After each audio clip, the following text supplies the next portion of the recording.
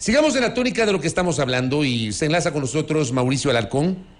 Él es el director ejecutivo de la Fundación Ciudadanía y Desarrollo.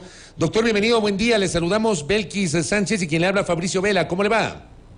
Muy bien, gracias. Buen día, Fabricio. Buen día, Belkis. Un saludo para nuestra audiencia y pues es lamentable tener que encontrarnos, no para quizás hacer un análisis de coyuntura basado en las locuras y simpatías de nuestros políticos, sino frente a hechos tan condenables como los sucedidos en las últimas horas de atentados en contra de personas cuyo único crimen es decir las cosas a través de un medio de comunicación, expresar opinión, hacer entrevistas, realizar análisis. En este país parece que hay personas que se creen moralmente superiores para intentar callar a otros por el único hecho de pensar diferente. Ahora bien, justamente en eso yo generé un comentario hace minutos hablando del contexto de la inseguridad que está viviendo el Ecuador, inseguridad de la cual ni periodistas ni medios de comunicación nos hemos podido abstraer. Los episodios de ayer, ¿cómo los lee usted, doctor Mauricio Alarcón? Bueno, yo creo que forma parte de ese discurso estigmatizante que durante muchos años, no únicamente en el pasado, hasta el día de hoy, se viene efectuando desde altas instancias del poder en contra de periodistas, en contra de comunicadores o también incluso de los propios medios de comunicación. Ese discurso estigmatizante no solo que afecta de manera directa el trabajo de los periodistas en su día a día, sino que también impacta en los ciudadanos que, como he mencionado hace un momento, se creen quizá superiores en cuanto a su moral o su punto de vista para intentar callar a quienes les molestan con su opinión, con su crítica o con sus comentarios. Cualquier ciudadano se cree con derecho de atacar físicamente, de agredir en redes sociales a quien piensa diferente. Y ese clima de censura que incluso genera autocensura a nivel ciudadano, es algo que se viene silenciosamente en los últimos tiempos manteniendo, a diferencia de lo que sucedió hace años, que con mucho ruido y pompa se venía afectando de manera directa, ¿no? Las cosas, lamentablemente, Fabricio, Belkis y amigos, han cambiado muy poco a vista y paciencia de autoridades que mientras no están en el poder y no reciben críticas, probablemente aplauden el trabajo independiente de los periodistas, pero una vez sentados en el trono, todo aquello que les contradiga o les incomode simplemente debe ser silenciado. Doctor, bienvenido nuevamente, buenos días. Evidentemente se puede apreciar que hay una intención de amedrentar el trabajo de la prensa en nuestro país. ¿Qué pasa con la protección como tal a los periodistas? Un tema también que se ha venido demandando desde hace muchísimo tiempo por una serie de episodios que hemos visto a lo largo de los años. ¿Qué está pasando con la protección a los periodistas? Y Belkis, no solo se trata de estos atentados que hemos conocido en las últimas horas, sino incluso de ese, insisto, discurso estigmatizante que con bastantes recursos se da a través de las redes sociales. Aprovecho el espacio para expresar mi solidaridad con Anderson Boscan por aquel video que al más puro estilo de aquella feriata que tanto criticaban en su momento, se ha producido impresionantemente para atacar a quienes investigan la mafia y la corrupción del gobierno en este momento. Ese tipo de cuestiones son las que dan pie a que el día de mañana cualquier ciudadano se crea con derecho de agredir físicamente a un periodista por el único hecho de serlo. Y como bien mencionabas tú, el Estado tiene una responsabilidad de proteger, basada en su responsabilidad aún mayor de garantizar la libertad de expresión y la libertad de prensa, libertad de expresión de todos los ciudadanos, libertad de prensa de periodistas y comunicadores, un Estado que tiene que además generar las condiciones propicias para que esta labor, que muchas veces es sensible, pueda ser desarrollada de manera tranquila, con el único objetivo de brindar información, datos, análisis y opinión a la ciudadanía. Pero ¿dónde han quedado esos mecanismos de protección, Belkis? En el papel, ministerios que simplemente se reúnen a hablar y a decir las cosas, ni siquiera tienen estadísticas que mostrar y pues simplemente hacen compromisos en el aire que terminan convirtiéndose en más de lo mismo. En el gobierno del presidente Moreno se había activado el Comité para la Protección de los Periodistas, digamos, se había creado, no activado. Creo que ese comité no se ha activado nunca, doctor, ¿o me equivoco? Y puede haberse activado, Fabricio, en una reunión para tomarse la foto, pero en la práctica habría que saber cómo funciona, qué está haciendo, No estamos incluso ya a vísperas de un nuevo aniversario de quizá una de las peores cuestiones que vimos respecto de nuestros periodistas, del crimen de los hermanos de Diario El Comercio en la Frontera. Crímenes en impunidad. Se ha venido atacando durante los últimos meses a los periodistas, incluso con discurso estigmatizante desde la Presidencia de la República en cadena nacional. ¿Y qué está haciendo el gobierno respecto de eso?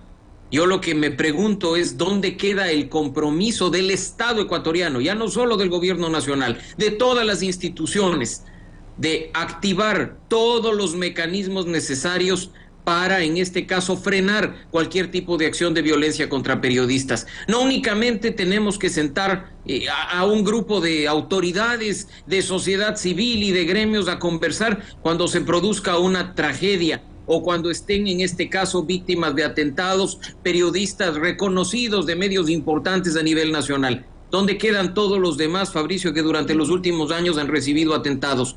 Personas que han sido víctimas de actos de violencia en sus domicilios, a las que les han quemado casas y vehículos, tú lo conoces bien. Temas total y absolutamente en la impunidad, porque el gobierno no previene los actos de violencia como corresponde ni brinda garantías. La justicia no actúa sin poner freno, sin en este caso dejar en impunidad este tipo de hechos condenables. Y por supuesto el órgano de representación por excelencia prefiere discutir resoluciones respecto si la guayusa o el bizcocho, en lugar de tratar temas que en este caso puedan poner un freno y un fin a la violencia que nos está afectando a todos los sectores. Doctor, de otro lado, ¿qué decirle a la ciudadanía en general, ahora mismo que nos están escuchando? Porque claro, creo que me leíste la mente de lo que iba también a preguntar. Porque la primera crítica que nos hacen es, bueno, el periodista debe decir la verdad, ese es su rol, ese es su papel, y se cuestiona justamente este trabajo. Casi que leía un mensaje, y te lo comenté a ti al inicio del programa, a alguien que decía, por último, bien hecho. ¿Cómo entendemos precisamente estas lecturas que tienen los ciudadanos respecto de lo que está ocurriendo? La polarización, Belkis, nos ha hecho mucho daño. El hecho de acá debatir absolutamente todo lo que ocurre a nivel nacional entre dos opciones políticas, y en el hecho de si estás conmigo, tienes que estar en contra de todos los demás y no hay opciones intermedias. O sea, la famosa frase que dijo Bush luego de los atentados de las Torres Gemelas, frase que también fue usada en la tercera película de Star Wars: el que no está conmigo entonces es mi enemigo. Y eso es lo que parece ser, forma parte de ese quid esencial para el ejercicio del poder, Fabricio, porque el poder embrutece independientemente de qué ideología o qué opción política sea la que gobierna. Y como dije hace un momento, el periodismo le resulta útil al gobierno de turno mientras no le critique ni le toque fibras sensibles. Y eso es, por decirlo menos, tonto, porque el rol del periodismo es investigar, es criticar, es generar análisis, es contraponer ideas y entregarle a la ciudadanía información y datos para que incluso pueda sacar sus propias conclusiones. Y de parte del ciudadano, no podemos ni debemos caer en esa polarización que tanto daño nos ha hecho, porque acá los periodistas no son los enemigos.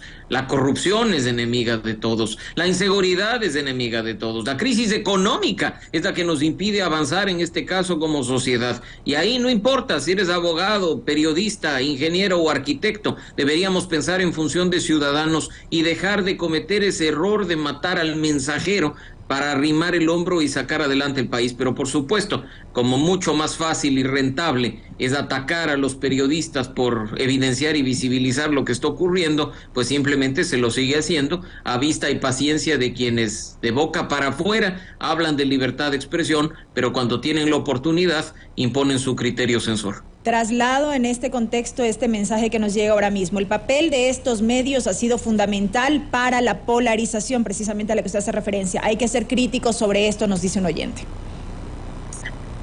Los ciudadanos debemos tener a los periodistas, a los comunicadores, a los líderes de opinión como referentes.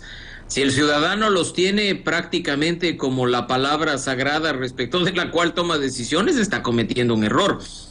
Lo que siempre hemos dicho, lo que tenemos que promover y defender es nuestra libertad de tener más canales a través de los cuales informarnos y que nadie venga a imponernos qué leer, qué ver o qué escuchar. Si a alguien no le gusta lo que estamos diciendo en este momento, cambie de dial y utilice otro espacio para informarse. pero esa libertad es la que vamos a defender a toda costa. Si usted considera que los periodistas con información, con datos, con análisis y opinión aumentan ese sentimiento de polarización, está en su total derecho de serlo y de creerlo. Lo óptimo en este caso es no caer en el juego, marcar la diferencia y seguir haciendo las cosas respetando la libertad de expresión que tenemos todos los ciudadanos. Por ejemplo, dentro de la interacción de nuestra audiencia, uno de nuestros internautas y oyentes decía que el periodista no debe decir la verdad. No debe mentir, no debe calumniar, no debe difamar. Yo estoy de acuerdo. Y es más, yo reniego cuando se difama, cuando se calumnia, cuando se miente. De acuerdo. Pero dicen, debe decir la verdad. Cuando uno ejerce la opinión, ¿cuál es la verdad? O sea, aquí hay una delgada línea y por eso yo discuto los términos de imparcialidad y de objetividad, que para mí son inaplicables en el ejercicio de la opinión periodística, porque lo que yo pienso, y esto pasa en la interacción diaria, cuando por ejemplo ejerzo mi opinión en este espacio, hay gente que comparte mi opinión y hay gente que discrepa de mi opinión. Entonces, ¿cuál es la verdad, doctor? No hay verdad absoluta, Fabricio, lo hemos discutido contigo en múltiples ocasiones. Aquel que espera a través de los medios de comunicación recibir la verdad no quiere pensar por sí mismo. Y yo no quiero en lo personal, y espero que mucha gente comparte este criterio, medios de eunucos y virginales que simplemente adoptan posturas tibias y neutras. Yo quiero medios transparentes, medios que nos digan cuál es su línea editorial, medios que adopten postura respecto de lo que está sucediendo en el país, para que seamos nosotros quienes saquemos nuestras propias conclusiones, para que seamos nosotros los que podamos ejercer la libertad de escoger a través de qué canal, de qué radio, de qué periódico queremos informarnos. Tratar de imponer la verdad implica tener a una persona, moral superiormente hablando, que nos diga qué está bien y qué está mal. Y ya la tuvimos hace algunos años y no nos sentó para nada bien, porque la gente que espera no pensar y sacar sus propias conclusiones está condenada a ser dominada por otros. En lo personal, no me gusta eso. Prefiero escuchar cuanta opción esté disponible y sacar por cuenta propia las conclusiones que correspondan. ¿Cómo salir de esta polarización, Mauricio? Es un trabajo dificilísimo, Belkis, pero que tiene que empezar en los ciudadanos. Yo espero muy poco de las autoridades, del gobierno, del Estado, de las instituciones, que han encontrado un caldo de cultivo perfecto para saciar sus apetitos en esa polarización. Es muy fácil, y Fabricio lo decía en el análisis previo, echar mano de una cuenta de Twitter para decir cualquier cosa y salir victorioso, entre comillas, o ser criticado por quienes piensan distinto. Seguir utilizando el discurso estigmatizante para condenar a aquellos que no están en mi línea y aplaudir absurdos de quienes comparten mi punto de vista. Eso es inadecuado, así es que de ellos que están al otro lado en posiciones de poder hay muy poco que esperar. Creo que depende de nosotros y sobre todo de entender que somos ciudadanos, que podemos pensar distinto, que debemos pensar distinto, que podemos y debemos discutir ideas diferentes para, en función de esa contraposición, poder sacar conclusiones distintas a aquellas que desde el poder intentan imponernos de manera indebida. Tengo un par de aportes adicionales. El doctor Vladimir Andosilla, que sabe de estas materias, le envío un abrazo a Vladimir, siempre escuchando nuestros espacios, dice: la primera deuda del Estado con la protección de periodistas es la estigmatización y la segunda, la impunidad.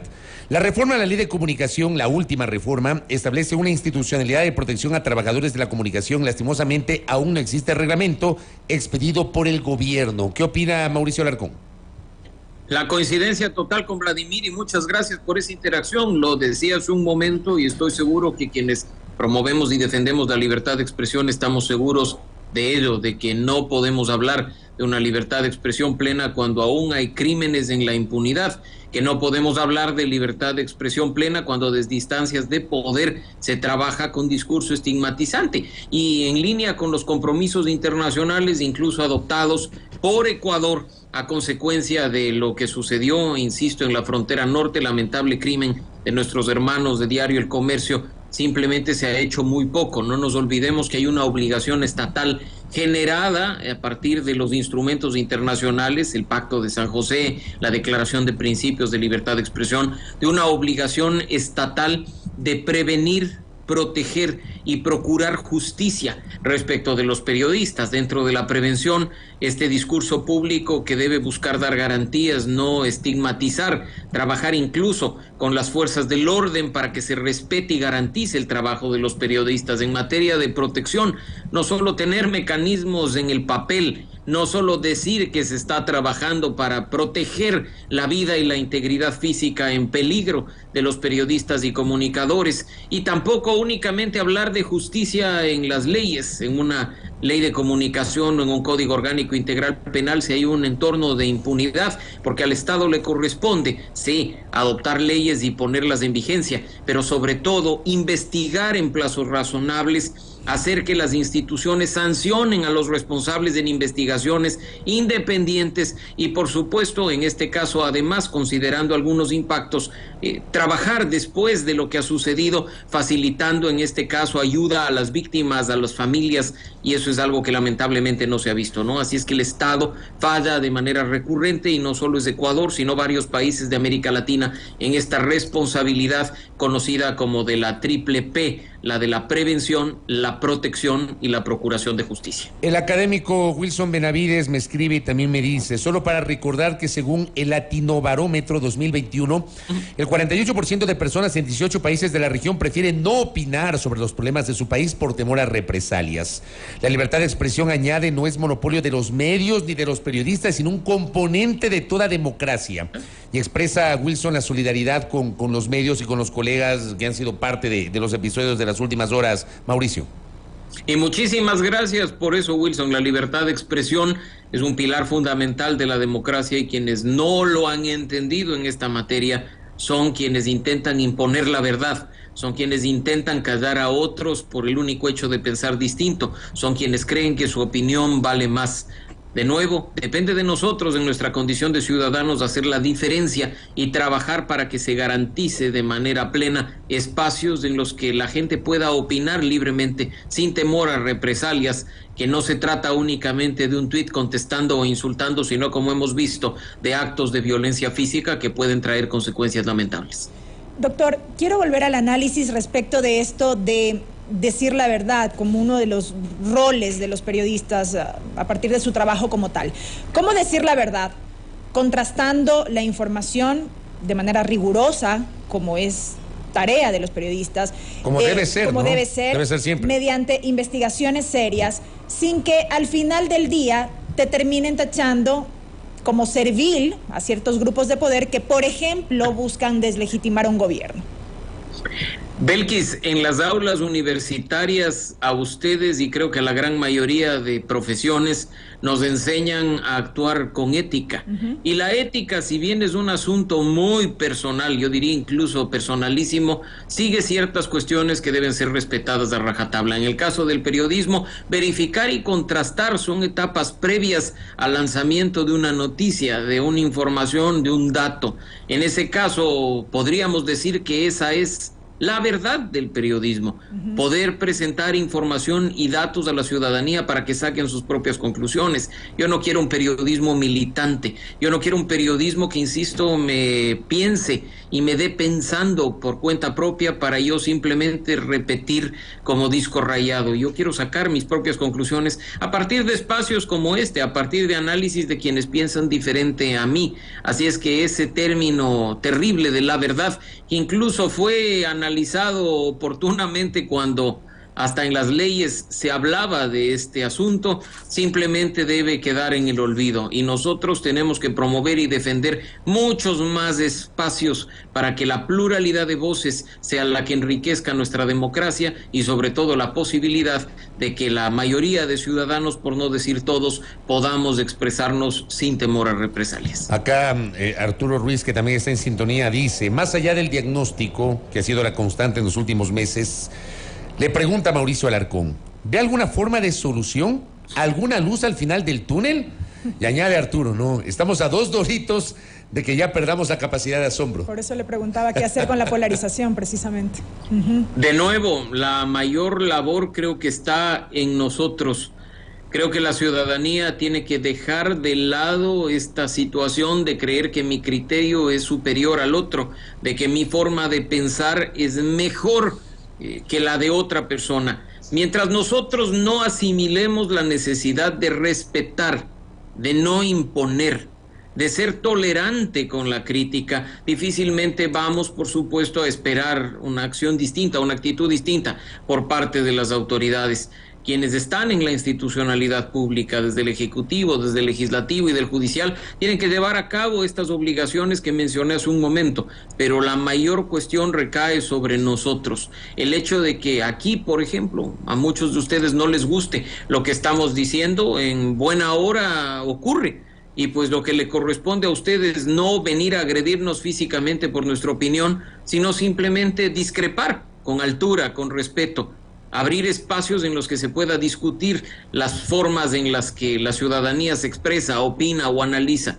Y creo que eso es lo que nos falta, el hecho de construir mejores relaciones ciudadanas sobre la base del respeto, de la tolerancia y de la no imposición de criterios. Correcto. Mauricio Alarcón, gracias por sus aportes para el debate sobre este tema. Muy amable, un abrazo.